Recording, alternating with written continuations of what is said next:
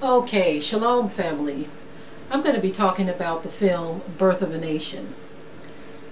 Now this particular movie has taken the world by storm because of the content. It's very controversial. And for many, Birth of a Nation represents a story of victory. Okay, those who know the history of our people in this country and the world will look at it as a story of victory. But then there's a downside to that victory when the retaliation comes into effect. Okay, but I'm not going to really be talking about the content in terms of what the movie represents for us as a people, okay, because I'm sure there are some details that have been left out, some details that have been added or altered or embellished even to add more interest to the movie, okay, the film, but not the real events. What I really want to discuss with Birth of a Nation is not so much all of that and, you know, what it represents, how it makes you feel, how it makes white people feel. Of course, we know a lot of white people are very uncomfortable with this. Very uncomfortable because they're thinking that it's going to cause some type of uprising. It's going to birth out all of these new Nat Turners, you see. So from that point, a lot of them are probably feeling as though this movie is to stir the pot of racial retaliation against them for what their ancestors did to us. We don't need a movie to do something like that. We've known what has happened to us for a long time now, and there has been no such retaliation. You see, Nat Turner, living in the time that he was living in, was fed up, you see, and so he acted back then in accordance to how he was feeling and according to the treatment. Okay, everyone acts according to their treatment, because I can assure you that if so-called white people have been the pillars of righteousness for the past 400 years and treating us fairly and doing us right and all this, you definitely wouldn't have any trouble out of docile Negroes. You wouldn't have any trouble. So anything that you see happening today is a result of how we're being treated today, has nothing to do with Nat Turner. Again, none of that is what I want to talk about. What I want to talk about is Nate Parker. Okay, Nate Parker being the face behind the movie. He is a so-called black man. And so on the surface, many would say, okay, here's a brother who's intelligent, who has money, who is a go-getter, who says, I'm going to make this happen. I'm going to bring this story to the big screen in a way that has never been brought before. I'm going to show the world what Nat Turner is all about through the mind of Nate Parker. That's what most people see on the scene, on the surface. On the surface, that's what they see.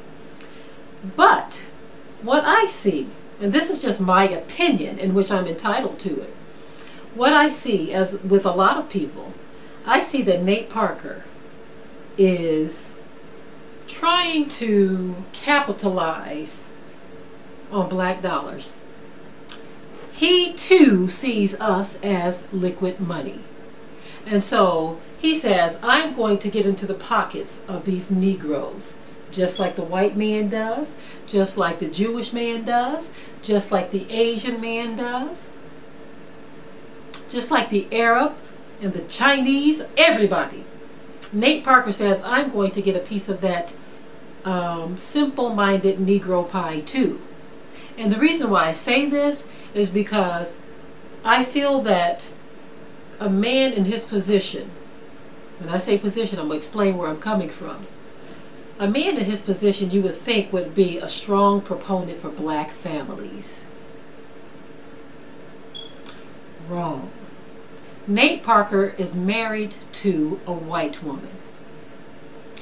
And some time ago, he and another black friend of his were accused of raping a white woman. Now, they were exonerated from that.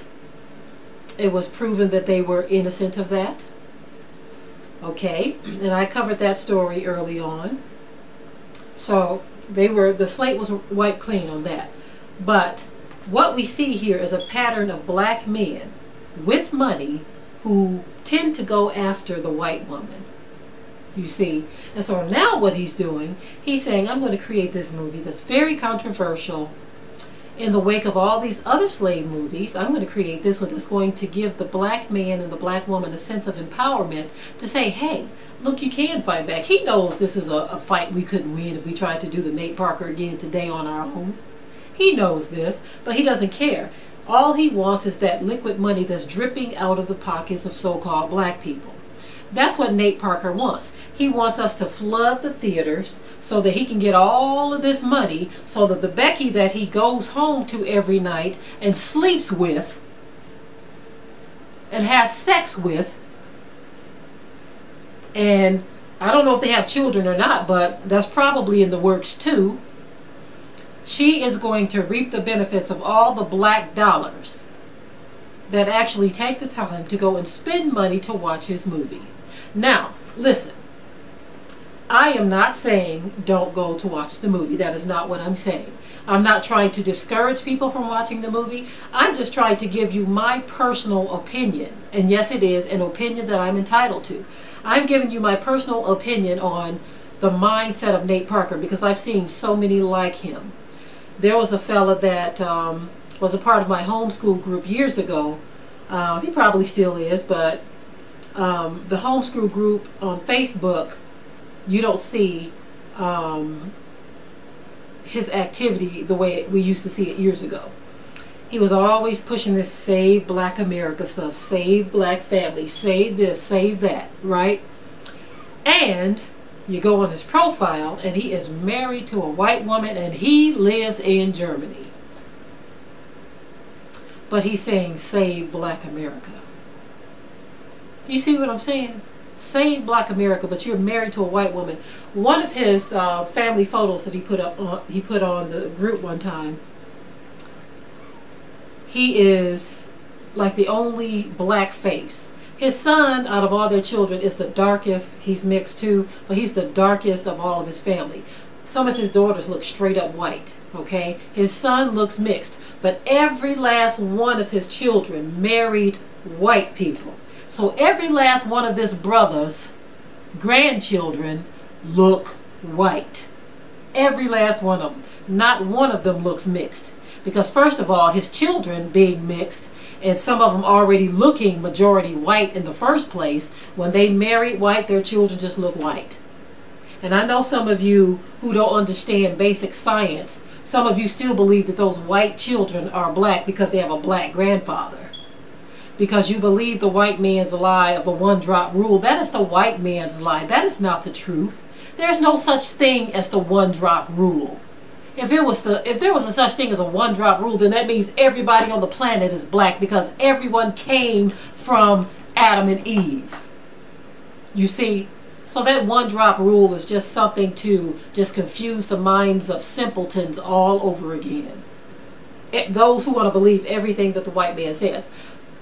Right now, I'm not here to argue mixed children and all of that kind of stuff. I'm trying to make a point of you have these so-called hero black people who want to call themselves saviors to black people. You're creating groups and talking about Save Black America, and you're creating movies about Nat Turner, which is a black slave rebellion. And get this, there was a sister too on Facebook who did something very, very similar to what this other fella did. She had a group where she was advocating for black families and saving the black community and all of this stuff as well. And I'm talking about 5 years ago, family. So I haven't been in touch with these people in quite some time. But there was always these battles going back and forth with other people in the group who knew that they were married to white people. This sister was married to a white man and had mixed children. This brother was married to a white woman and had mixed children. They were both members of my group. You see, and they both had similar groups talking about black people this, black people that, black, black, black, but they're married to white, white, white, you see. And so this is what came to mind when I thought of Birth of a Nation. I thought about how Nate Parker is married to a white woman, and he has the nerve to be producing a film this controversial as if he cares about the freedom of black people. When you die, man, everything you have is going to that white woman and those mixed children who will no doubt 50-50 chance grow up and marry white people. So all of your black dollars are going to be funneled right back into white society once again.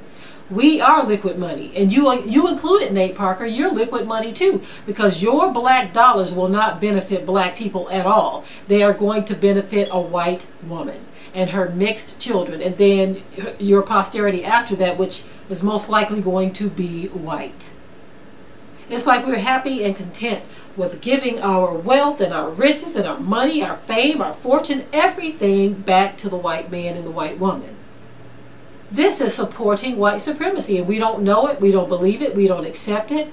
We believe this is a thing of love. Oh, I love her, I love her, I love her. Do you understand what you're doing? The message that you're putting out is that there is no one black woman that you can find on the face of this earth that was worthy of your love or your money. Now, we hear all the garbage all the time coming from black men talking about how black women are this, that, and the other. Black women can't do this, that, and the other. It's all excuses. It's all a part of the plan, though, because our people, black men and black women, are destroyed for the lack of knowledge. We are going to make excuses for the mental illness that's swirling around in our heads to justify marrying heathens, people who can't stand us. We're going to make excuses, and we don't understand. We're wiping ourselves out and whiting ourselves out. If you have a child that is mixed race, you're whiting yourself out. I don't care what you say. You are whiting yourself out. You are not continuing your legacy. You're cutting off your seed right there. The minute you put your seed into a white woman, you have cut off your seed forever. Because the seed that is counted in the eyes of the Most High is the seed of Israel that is born through the Israelite woman, period. Regardless to all the lies you brothers want to put out there, you refuse to accept scripture. Some of you get so boiling angry, mad that you would put a bullet through my head for saying what I'm saying. That's how devilish some of you all have become. You have said some of the most hateful, devilish things you could to me and other black women that speak on these things. Only a person that's filled with devils and demons and hatred, self-hatred, could say some of the things that I've heard some of these brothers say. I used to let that stuff bother me. Now I let it go in one ear and out the other, because I know that these are depraved-minded individuals who the Most High is going to deal with harshly. The judgment of the Most High is going to get you so bad, brothers, because you just don't get it. You think your hateful words towards me are going to be approved and upheld by the Most High? You're actually angering him more. You're kindling his anger more and more against you, because his word told you it's an abomination to drop your seed into a heathen. But yet you have people like Nate Parker, who is going to make millions of dollars, or who's probably already made millions of dollars, because he knows that the liquid money that is seeping through the pockets in the hands of black people is going to be funneled right into his pipeline. But little does he know, it's going to funnel right out of his pipeline and right back into white society through that white wife he has and through those mixed children. So you see, it's a vicious circle. He thinks he's smart. He thinks he's got it made in the shade. But at the end of the day, when his lights are turned off for the last time and he draws his last breath, all of his money and all of his wealth still goes back to the white man and the white woman. You see, so we are always outsmarting ourselves. We think we got it all figured out. We want to make excuses and reasons and all this other stuff. And instead of looking at the man and the woman in the mirror, we look at everybody else. But yeah, at some point, I may see the movie, but I won't go to the theater and see it. I'll usually see it when someone puts it up online. That's usually what happens. I don't know if it'll end up on Netflix or if it'll end up on YouTube or whatever. I'll see it when it comes out that way. But I just wanted you all to think for a moment. People like Nate Parker, people like Michael Jordan, who was once married to a black woman, but he decided she wasn't white enough for him. She was light-skinned, but that wasn't enough for him. He had to go out and get himself a Becky. Just like so many other brothers who got their nose wide open, smelling bacon, have to go and get themselves a Becky. Despite what the Most High Yah says in His Word, despite the punishment attached to it. As a matter of fact, I had someone come on my video today where I was talking about interracial dating and marriage. This person comes on my video today and said, F the Most High. That's what he said. So, it's some strange things going on in the minds of people. Don't nobody fear the Most High like they should. Anyone who could say F the Most High, you got a problem. But one of these days you're going to stand before Him face to face and you're going to eat those words. Because His Word says every knee is going to bow and every tongue is going to confess. Every tongue. Even yours. Even yours, you shameless heathen, to come and say something like that.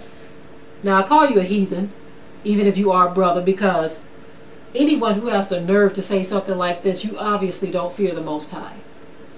You walk around on this earth like you doing something. He has the power to snatch the breath right out of your body where you stand right this minute. And you walk around on your high horse with your feet planted flat on the ground, talking trash about the Most High. You people don't understand that the anger of the Most High is kindled right now. And He's going to be slaying everybody who does not line up with His will. He said that judgment begins in the house of Yah. So that's talking about our people. And when His judgment begins with us, it's going to spread out to all of you other wicked nations who refuse to do what you are told, who refuse to obey His commands. So, Birth of a Nation, Nate Parker, you think you're doing something, you think you're slick and smart, you think you're going into the pockets of black people for the benefit of your family, your mixed family. Well, wealth and riches on this earth may endure for a night, but punishment is coming in the morning. Shalom, family.